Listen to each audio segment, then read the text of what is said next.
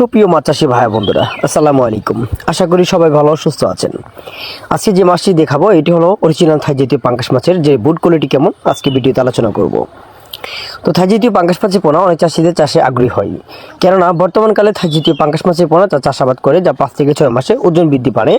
প্রতিটা মাছের ওজন 1.5 থেকে 2 কেজি প্লাস ওজন মানে বিক্রি করা যায় অরিজিনাল থাই জাতীয় পাঙ্গাস মাছের পোনা।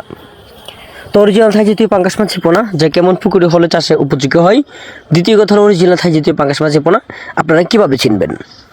মূলত মাছ চেনা যায় যে মাছের গায়ের রং অথবা মাছের আকৃতি দেখে চেনা যায় এগুলো অরিজিনাল থাই জাতীয় পাঙ্গাস মাছের পোনা কিনা।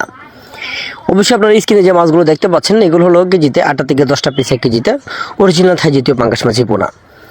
দেখেন মাছের গায়ের রং অথবা মাছের লেজ কান্তা সোনালী কালার বাদামি কালারের ভিতরে যে অরিজিনাল থাই জাতীয় পাঙ্গাস মাছের পোনার যে কালারটা আছে সে পুরাটাই পাঙ্গাস মাছের কালার সোনালী বাদামি কালারের ভিতরে।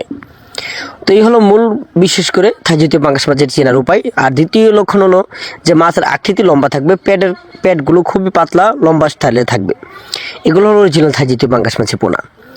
অরিজিনাল থাই জাতীয় পাঙ্গাস মাছের পোনা পুকুরে চাষ করতে হলে অবশ্যই বড় আকৃতির পুকুর প্রস্তুত করতে হবে।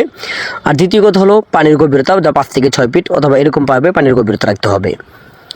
থাই জাতীয় পাঙ্গাস মাছের পোনা একক চাষ করতে আপনারা প্রতি শতাংশে চাষ করতে পারেন যা 120টা থেকে 150 পিস করে।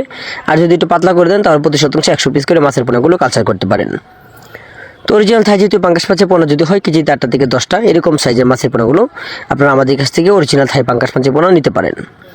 আমাদের এখান থেকে সমগ্র বাংলাদেশের যে কোনো স্থানে তার থেকে ছোটো অথবা বড় যে কোনো সাইজের মাছের পোনাগুলো আপনারা আমাদের কাছ থেকে নিতে পারেন।